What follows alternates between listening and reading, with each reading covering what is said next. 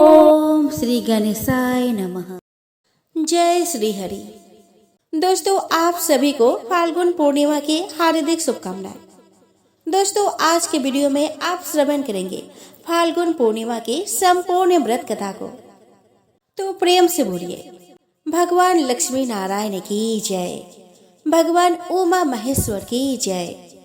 चलिए, सबसे पहले आप श्रवण करें 32वें पूर्णिमासी की पावन व्रत कथा को। द्वापर युग में एक समय की बात है कि यशोदा जी ने कृष्ण जी से कहा कि हे कृष्ण, तुम सारे संसार के उत्पन्न करता, पोषण और उसका संहार करता हो। आज कोई ऐसा व्रत मुझसे कहो जिसके करने से मृत्यु लोक में स्त्रियों को विधवा होने का भय न रहे, तथा यह व्रत सभी मनुष्य की मनोकामनाएं पूर्ण करने वाला हो। श्री कृष्ण कहने लगे कि हे माता, तुमने अति सुंदर प्रश्न किया है। मैं तुमसे ऐसे ही व्रत को सविस्तार कहता हूँ। सौभाग्य की प्राप्ति के लिए स्त्रियों को 32 पूर्णिमाओं का व्रत करना चाहिए। इस व्रत को करने से स्त्रियों को सौभाग्य संपत्ति मिलती है। यह व्रत अचल सौभाग्य को देने वाला और भगवान शंकर के प्रति मनुष्य मात्र की भक्ति को बढ़ाने वाला है। यशोदा जी कहने लगी कि हे कृष्ण, सर्वप्रथम इस व्रत को मृत्युलोक में किसने किया था, इसके विषय में विस्तार पूर्वक मुझसे कहो। श्री कृष्ण जी कहने लगे कि इस भूमंडल पर एक अत्यंत प्रसिद्ध राजा, चंद्रहास से पालित अनेक प्रकार के रत्नों से परिपूर्ण कार्तिका नाम की एक नगरी थी। वह धनेश्वर नाम का एक ब्राह्मण था और उसकी स्त्री अति सुशील रूपवती थी। दोनों ही उस नगरी में बड़े प्रेम के साथ रहते थे। घर में धन धान्य आदि की कोई कमी नहीं थी। उनको एक बड़ा दुख था कि उनका कोई संतान नहीं था, जिस वजह से वह बहुत दुखी रहते थे। एक दिन बड़ा तपस्वी योगी उस नगरी में आया। वह योगी बाकी सभी घरों से भिक्षा मांगकर भोजन किया करता था, लेकिन उस ब्राह्मण के घर से भिक्षा नहीं मांगा करता था। एक दिन योगी गंगा किनारे भिक्षा मांगकर बड़े प्रेम पूर्वक खा रहा था कि धनेश्वर ने योगी को यह सब करते हुए देख लिया। अपनी भिक्षा अनादर से दुखी होकर धनेश्वर उस योगी से बोले कि आप सभी घरों से भिक्षा लेते हैं, परंतु मेरे घर की भिक्षा कभी नहीं लेते। इसका कारण क्या है? योगी कहने लगा कि आपके धर्म हमें इस बात की आज्ञा नहीं देता, क्योंकि अभी आप गृहस्थ जीवन में एक सुख से वंचित है। आपके घर संतान होने पर मैं आपके घर से भिक्षा स्वीकार कर लूंगा। उन्होंने कहा कि जिसे संतान नहीं है उसके घर से भिक्षा लेने से मेरे भी पतित हो जाने का भय है। धनेश्वर यह सब बात सुनकर बहुत दुखी हुआ और हाथ जोड़कर योगी के पैरों पर गिर पड़ा तथा दुखी मन से कहने लगा कि आप मुझे संतान प्राप्ति के उपाय बताएं। आप सर्वज्ञ है, मुझ पर अवश्य ही यह कृपा कीजिए। धन की मेरे घर में कोई कमी नहीं है, लेकिन मैं संतान न होने के कारण अत्यंत दुखी हूँ। आप मेरे इस दुख का हरण कीजिए। यह सुनकर योगी कहने लगे कि तुम चंडी की आराधना करो। घर पहुंचकर उन्होंने यह सारी बात अपनी पत्नी को बताई और खुद वन में चला गया। वन में पहुंचकर उसने चंडी की आराधना की और उपवास किया। चंडी ने 16वें दिन उसके सपनों में दर्शन दिए और कहा कि हे धनेश्वर, जा, तेरा पुत्र होगा, लेकिन उसकी आयु सिर्फ 16 वर्ष होगी। 16 वर्ष की आयु में ही उसकी मृत्यु हो जाएगी। अगर तुम दोनों स्त्री और पुरुष 32 पूर्णिमाओं का व्रत करोगे तो वह दीर्घायु हो जाएगा। जितनी तुम्हारा सामर्थ्य हो उतने आटे के दिए जलाकर शिव जी का पूजन करना, लेकिन पूर्णिमासी 32 होनी चाहिए। सुबह होते ही तुम्हें इस स्थान के पास एक आम का पेड़ दिखाई देगा। उस पर चढ़कर एक फल तोड़कर अपने घर ले जाना। अपने स्त्री को इसके बारे में बताना। सुबह स्नान होने के बाद वह स्वच्छ होकर शंकर जी का ध्यान करके उस फल को खा ले। तब शंकर भगवान की कृपा से उसको गर्भ हो जाएगा। अब दूसरे दिन ब्राह्मण सुबह उठा और उसे उस स्थान पर एक आम का पेड़ दिखाई दिया। वह उस फल को तोड़ने के लिए चढ़ा, लेकिन वह पेड़ पर चढ़ नहीं पा रहा था। यह देखकर उसे बड़ी चिंता हुई। उसने भगवान गणेश की उपासना की और कहा कि हे दयानिधे, आपने भक्तों के विघ्नों का नाश करके उनके मंगल कार्य को करने वाले, दुष्ट का नाश करने वाले, रिद्धि सिद्धि देने वाले, आप मुझे इतना बल दे कि मैं अपनी मनोकामनाएं पूरी कर सकूं। इसके बाद वह पेड़ से फल तोड़कर अपने पत्नी के पास पहुंचा। उसकी पत्नी ने पति के कहे अनुसार इस फल को खा लिया और वह गर्भवती हो गई। देवी की कृपा से उसे बहुत सुंदर पुत्र पैदा हुआ। उसका नाम उन्होंने देवीदास रखा। माता पिता के हर्ष और शोक के साथ वह बालक बढ़ने लगा। भगवान की कृपा से बालक बहुत ही सुंदर था, सुशील और पढ़ाई लिखाई में भी बहुत ही निपुण था। दुर्गा जी के कथन अनुसार उसके माता ने 32 पूर्णमासी का व्रत रखा। जैसे ही 16वां वर्ष लगा, दोनों पति पत्नी बहुत दुखी हो गए, कहीं उनके पुत्र की मृत्यु ना हो जाए। उन्होंने सोचा कि अगर उनके सामने यह सब हुआ तो वह कैसे देख पाएंगे। तभी उन्होंने देवीदास के मामा को बुलाया और 1 वर्ष के लिए देवीदास को काशी में पढ़ने के लिए भेज दिया। 1 वर्ष के बाद उसे वापस लेकर आ जाना। देवीदास अपने माता पिता के साथ एक घोड़े पर सवार होकर चल दिया। उसके मामा को भी यह बात पता नहीं थी। दोनों पति पत्नी ने 32 पूर्णिमासी का व्रत पूरा किया। दूसरी तरफ मामा और भांजा दोनों रात गुजारने के लिए रास्ते में एक गांव में रुके। उस दिन उस गांव में ब्राह्मण के कन्या का विवाह होने वाला था। जिस धर्मशाला में बर और बारात के बाकी लोग रुके हुए थे, उसी धर्मशाला में देवीदास और उसका मामा ठहर गए। उधर कन्या को तेल आदि चढ़ाने के बाद जब लगने का समय आया तो बर की तबीयत खराब हो गई। बर के पिता ने अपने परिवार वालों से विचार विमर्श करके कहा कि यह देवीदास मेरे पुत्र जैसा ही है, मैं इसके साथ लग्न करा दूं और बाद में बाकी सारे काम मेरे बेटे के साथ पूरे हो जाएंगे। ऐसे में कहने के बाद बर के पिता देवीदास को मांगने के लिए उसके मामा के पास गए और उन्हें सारी बात बताई। मामा ने कहा कि कन्यादान में जो कुछ भी मिलेगा वो हमें दे दिया जाए। वर के पिता ने बात स्वीकार कर ली। इसके बाद देवीदास का विवाह कन्या के साथ संपन्न हो गया। देवीदास बहुत परेशान था क्योंकि उसे पता था कि जो कुछ उसके साथ हुआ वह सही नहीं था। यह सब उस कन्या के लिए अच्छा नहीं हुआ और वह ठीक से भोजन भी ना कर सका और मन में विचार करने लगा कि ना जाने यह किसकी पत्नी होगी। यह सब सोचकर उसके आंखों में आंसू आ गए। तब वधू ने पूछा कि क्या बात है, आप उदास क्यों हो। तब उसने सारी बातें पत्नी को बता दी। तब कन्या कहने लगी कि यह ब्रह्म विवाह के विपरीत है। आप ही मेरे पति है, मैं आपकी ही पत्नी रहूंगी, किसी अन्य की कभी नहीं रहूंगी। तब देवीदास ने कहा कि ऐसा मत करिए क्योंकि मेरी आयु बहुत कम है, मेरे बाद आपका क्या होगा। लेकिन उसकी पत्नी नहीं मानी और बोली कि स्वामी आप भोजन कीजिए। दोनों रात में सोने के लिए चले गए। सुबह देवीदास ने पत्नी को 4 नगों से जड़ी एक अंगूठी दी और एक रुमाल दिया और बोला कि हे प्रिय, इसे लो और संकेत समझकर स्थिर चित हो जाओ। मेरी मरण और जीवन जानने के लिए एक पुष्प वाटिका बना लो, उसमें सुगंधी वाली एक नव मल्लिका लगा लो, उसको प्रतिदिन जल से सिंचा करो और आनंद के साथ खेलो कूदो। जिस समय और जिस दिन मेरा प्राणांत होगा उस दिन यह फूल सूख जाएंगे। जब यह फिर से हरे हो जाए तो जान लेना कि मैं जीवित। यह समझाकर वह वहां से चला गया। इसके बाद जब वर और बाकी बाराती मंडप में आए तो कन्या ने उसे देखकर कहा कि यह मेरा पति नहीं है, मेरे पति वह है जिनके साथ रात में मेरा विवाह हुआ। इसके साथ मेरा विवाह नहीं हुआ। अगर यह वही है तो यह बताए कि मैंने इसको क्या दिया है। साथ ही कन्यादान के समय जो आभूषण मिले उन्हें दिखाए। कन्या की यह सारी बातें सुनकर वह कहने लगा कि मैं यह सब नहीं जानता। इसके बाद सारी बारात भी अपमानित होकर लौट गई। भगवान कृष्ण बोले कि माता, इस प्रकार देवीदास काशी चला गया। कुछ समय बीत गया तो एक सर्प उसको डसने के लिए आया, लेकिन वह उसको काट नहीं पाया क्योंकि उसके माता ने पहले ही 32 पूर्णिमा के व्रत कर लिए थे। इसके बाद खुद काल वहां पहुंचा। भगवान की कृपा से तभी वहां माता पार्वती और भगवान गणेश जी आ गए। देवीदास को मूर्छित दशा में देखकर माता पार्वती ने भगवान शिव से प्रार्थना की कि महाराज, इस बालक की माता ने पहले ही 32 पूर्णिमा के व्रत कर लिए है, आप इसको प्राण दे। भगवान शिव ने माता पार्वती के कहने पर उसे प्राण दान दे दिए।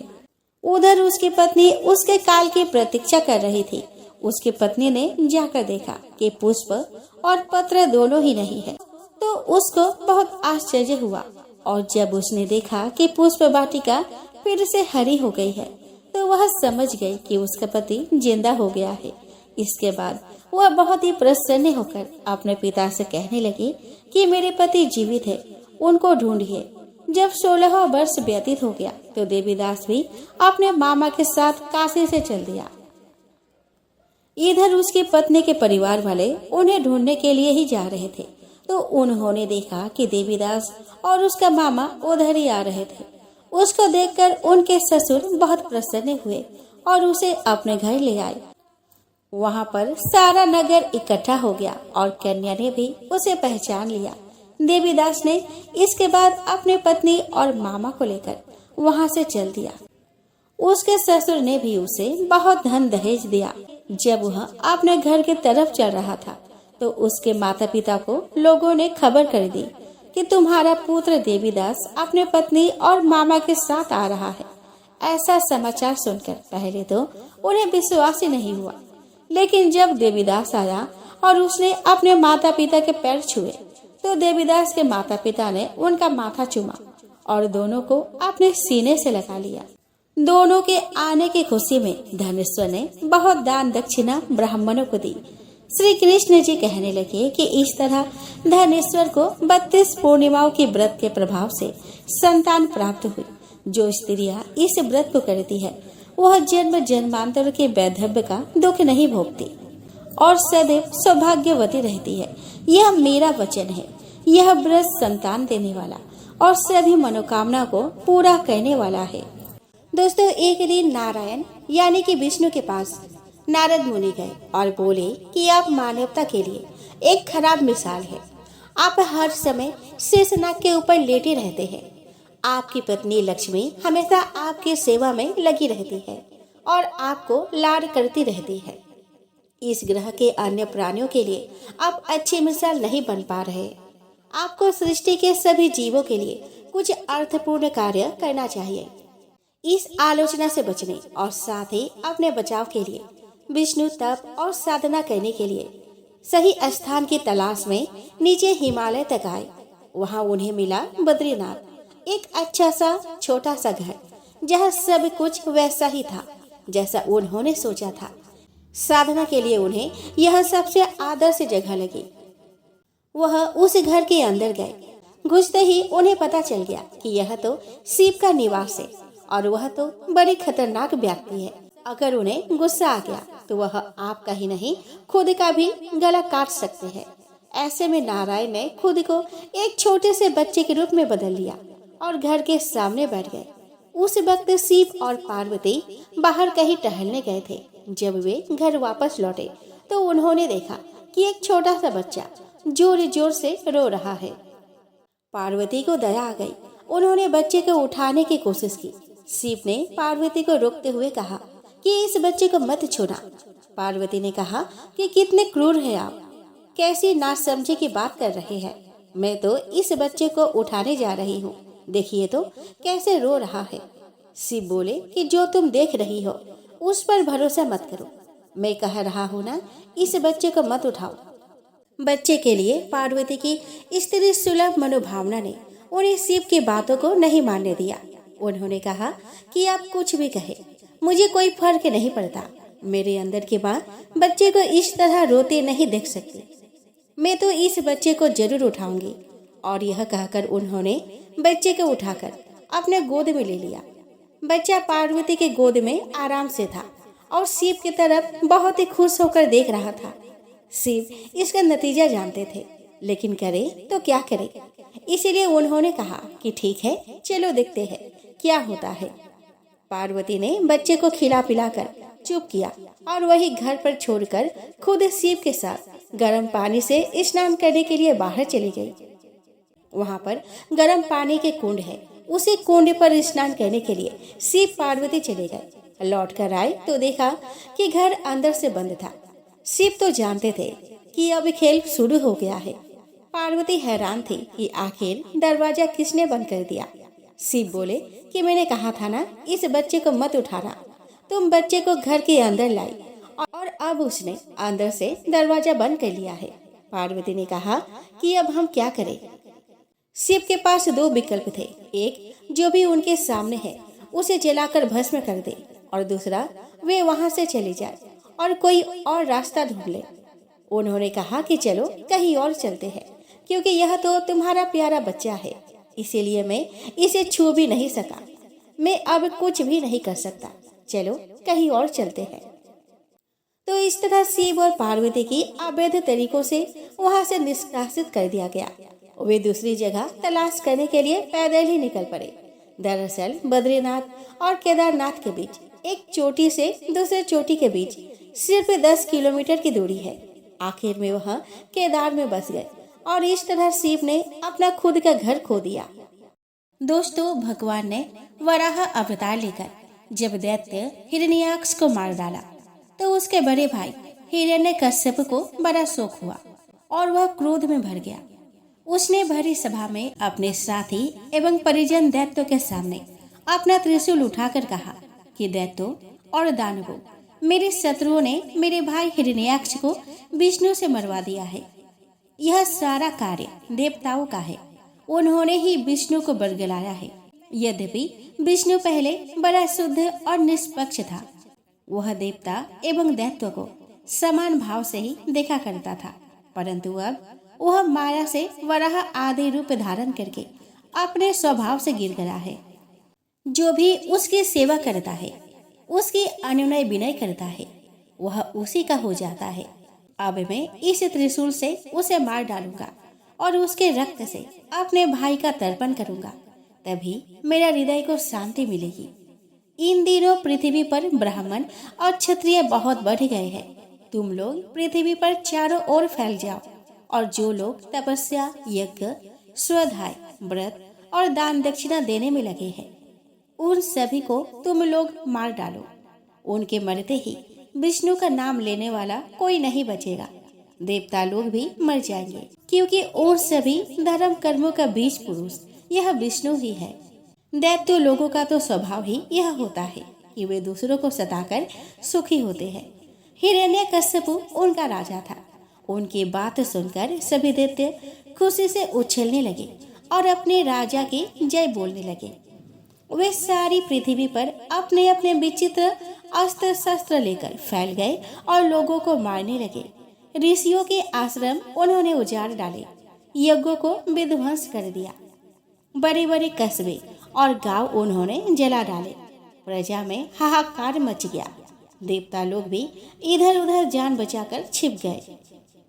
उसका दाह संस्कार पूरा करके उसने अपने भतीजों को सांत्वना दी और उनकी माता रूसा भानु को और अपनी माता दीदी को देश काल के अनुसार समझाया। हिरण्यकश्यपु ने अपने परिजनों को समझाकर मन में सोचा कि अब वही इस संसार का एक छत्र सम्राट है। उसके सम्मुख कोई खरा तक ना हो और वह अजर अमर हो जाए, इसके लिए वह तपस्या करेगा। वह मद्राचल की घाटी में जाकर घोर तपस्या करने लगा। वह अपने दोनों हाथ आकाश की ओर उठाकर अपने एक पैर के अंगूठे के बल पर खड़ा हो गया। बहुत दिनों तक कठोर तपस्या करने से उसके सिर से तपस्या की आग धुएं सहित निकलने लगी। उसके तेजस्विता से तीनों लोग कांप उठे, पृथ्वी डगमगाने लगी, तारे और उल्काएं टूट टूट कर नीचे गिरने लगे। दसों दिशाओं में जैसे आग जल उठी। उस अग्नि की तपिश को सहन न कर पाने के कारण देवराज इंद्र अन्य देवताओं के साथ ब्रह्मलोक पहुँचे और ब्रह्मा जी से प्रार्थना करके उससे बचने का उपाय पूछने लगे। उन्होंने कहा कि हे जगतपति ब्रह्मा जी, आप हमें हिरण्यकश्यप की तपस्या के तेज से बचाइए। सुना है कि वह इस तपस्या के बल पर संसार का उच्चतम पद प्राप्त करना चाहता है। वह अपनी तपस्या से पाप पुण्य के सभी नियमों को पलटकर अपने नियम चलाना चाहता है। यज्ञ भाग भी वह स्वयं ग्रहण करना चाहता है। यदि ऐसा हुआ तो हम पर विपत्तियों का पहाड़ टूट पड़ेगा। देवताओं के द्वारा इस प्रकार प्रार्थना करने पर ब्रह्मा जी वहां पे गए जहाँ हिरण्यकश्यपु तपस्या कर रहा था। उन्होंने उससे कहा कि पुत्र हिरण्यकश्यपु, जागो, तुम्हारा कल्याण हो, तुम्हारी तपस्या सिद्ध हो चुकी है। मैं तुम्हें वर देना चाहता हूँ, तुम्हारी जो इच्छा हो वर मांग लो। ऐसे कठिन तपस्या पहले किसी ऋषि ने नहीं की। तुमने निर्जल 100 वर्ष तक तपस्या की है। कोई धीर पुरुष ही ऐसा कर सकता है। तुमने अपनी तपोनिष्ठा से मुझे अपने वश में कर लिया है। मैं तुम्हारी हर इच्छा पूरी करूंगा। मांगो, निसंकोच होकर मांग लो। हिरण्यकश्यपु अपने सामने ब्रह्मा जी को देखकर हाथ जोड़कर नमस्कार करके बोला।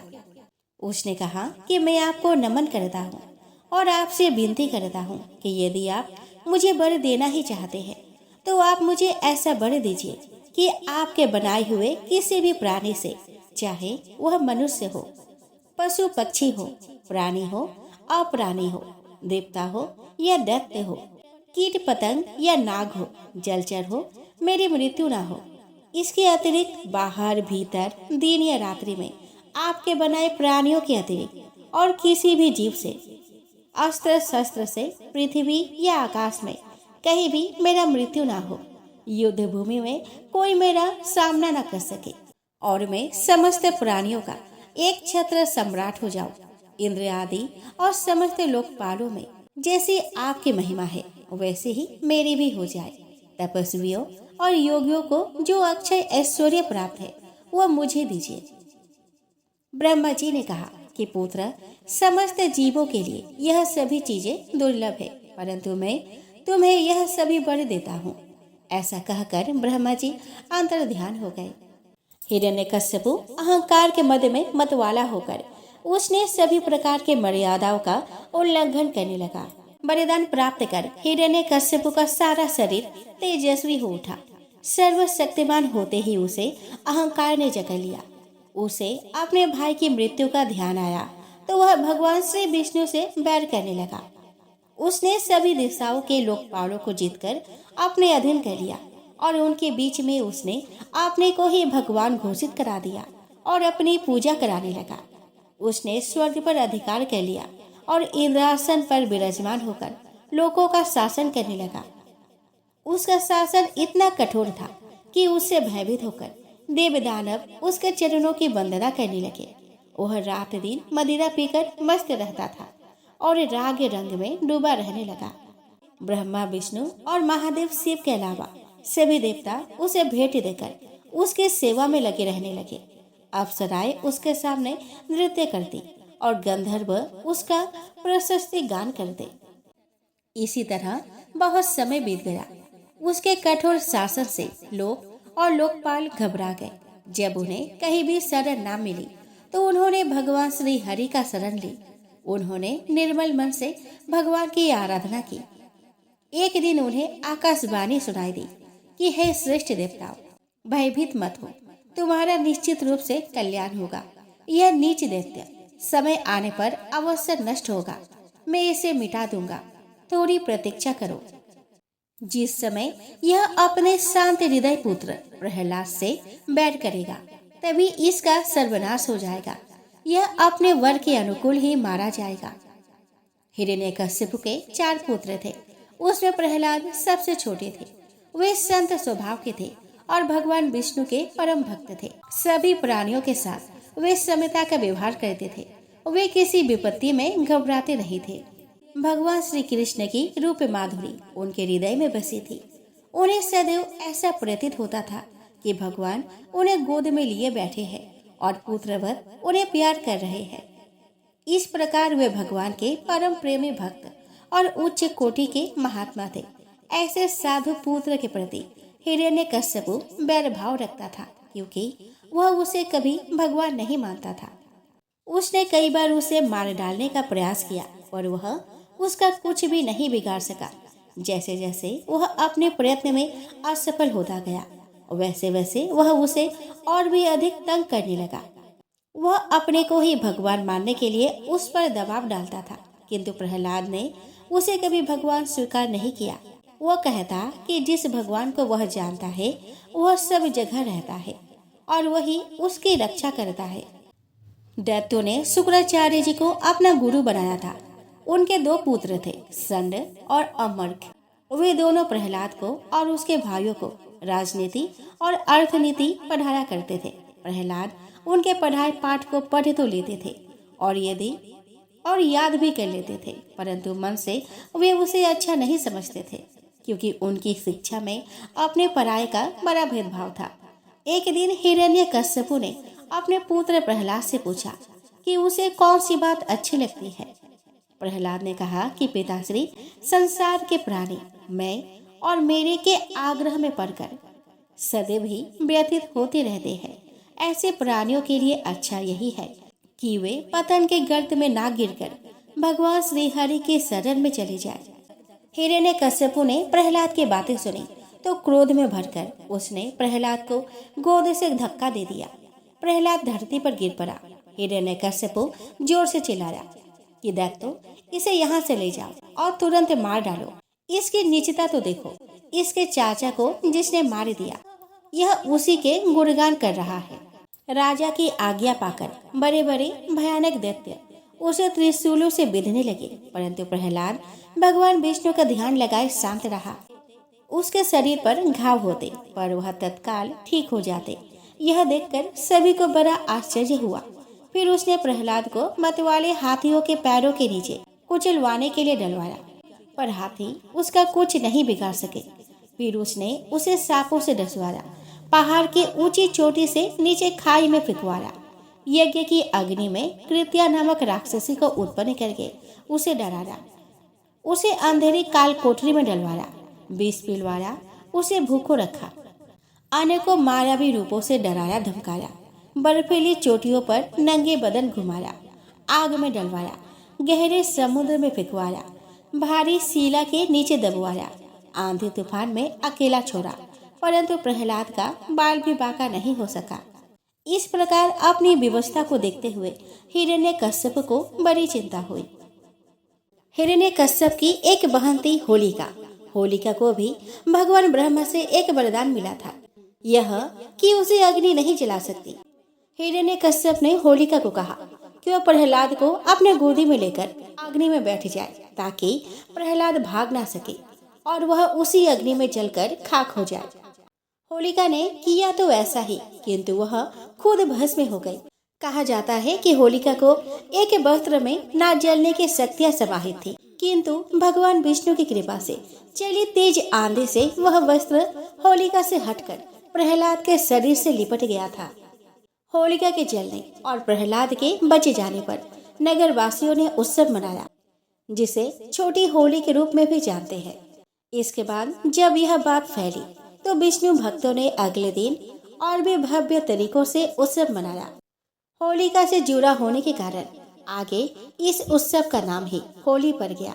उधर हिरण्यकश्यप ने प्रहलाद को मारने के लिए उसे एक खंबे में बांध दिया।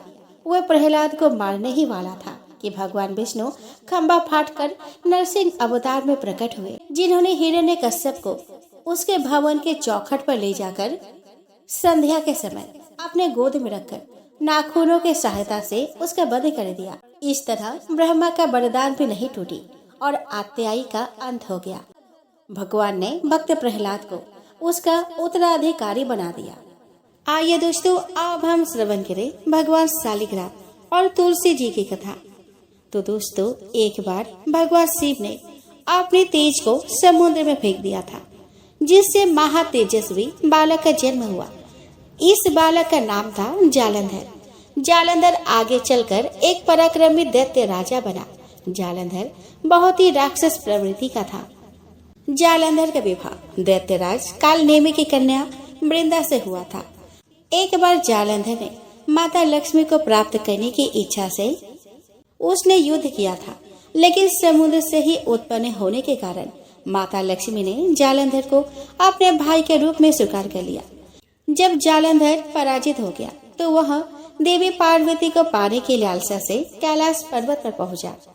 इसके बाद जालंधर भगवान शिव का रूप धारण कर माता पार्वती के पास पहुंचा, लेकिन माता पार्वती ने अपने योग्य बल से उसे तुरंत ही पहचान लिया और माता पार्वती वहां से तुरंत ही अंतर्ध्यान हो गई।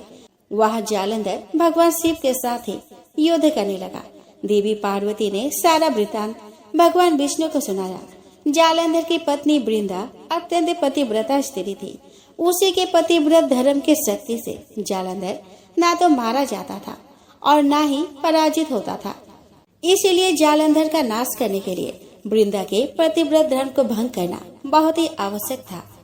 इसके बाद भगवान विष्णु एक ऋषि का रूप धारण करके वन में पहुँचे, जहाँ वृंदा भ्रमण कर रही थी। भगवान विष्णु के साथ 2 राक्षस भी वहाँ पे थे, जिन्हें देखकर वृंदा भयभीत हो गई। फिर भगवान विष्णु जो ऋषि के रूप में थे, उन्होंने वृंदा के सामने पल में ही दोनों को भस्म कर दिया। इसके बाद ऋषि से वृंदा ने कैलाश पर्वत पर महादेव के साथ युद्ध कर रहे अपने पति जालंधर के बारे में पूछा। ऋषि ने अपने माया जाल से 2 बानर प्रकट किए। एक बानर के हाथ में जालंधर का सिर था और दूसरे के हाथ में धड़ था। अपने पति की यह दशा देखकर वृंदा मूर्छित होकर गिर पड़ी। जब वृंदा को होश आया तो उसने अपने पति को जीवित करने की विनती की।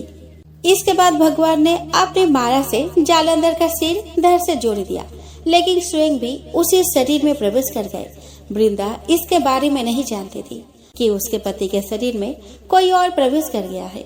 जालंधर बने भगवान के साथ वृंदा पतिव्रता का व्यवहार करने लगी, जिससे उसका सतीत्व भंग हो गया।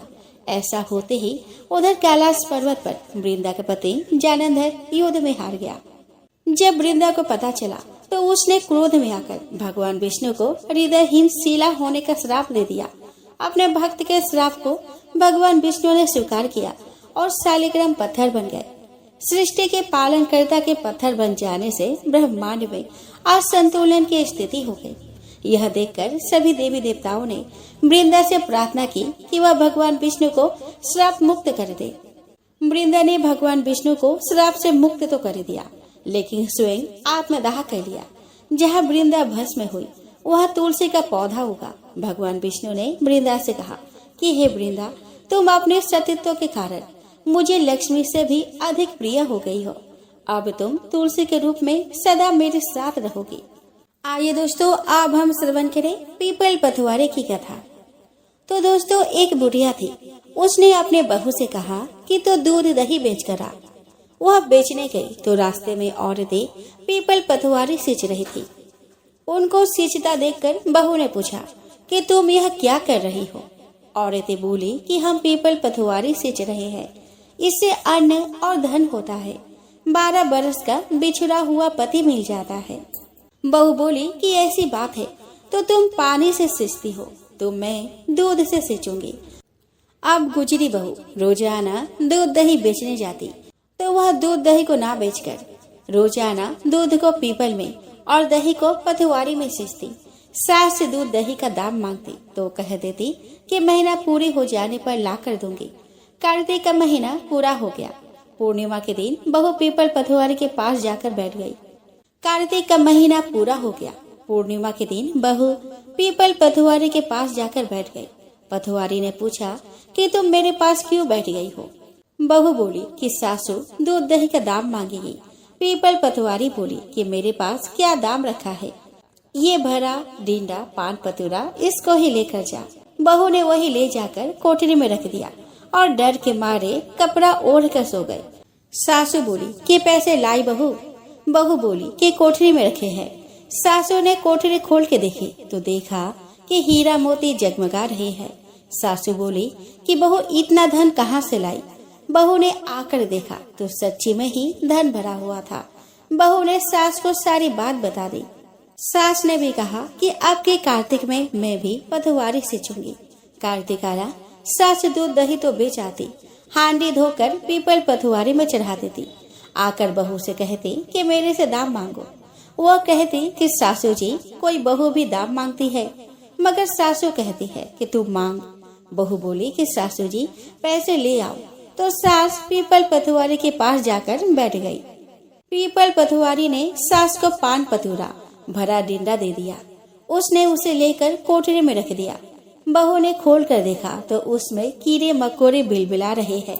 बहू ने कहा कि सासू जी, यह क्या? सास ने आकर देखा और बोलने लगे कि पीपल पथवारी बड़ी दोगली पटपिटन है, इसको तो धन दिया और मुझको कीड़ा मकोड़ा दिया। तब सभी कोई बोलने लगे कि बहू तो सबकी भूखी सींची थी, तुम धन की भूखी। तो है पथवारी माता, जैसा बहू को दिया वैसा सबको देना, जैसा सास को दिया वैसे किसी को ना देना। आइए दोस्तों, अब हम श्रवण करें गणेश जी की कथा। दोस्तों, एक गांव था जिसमें एक सेठ अपने परिवार के साथ रहता था।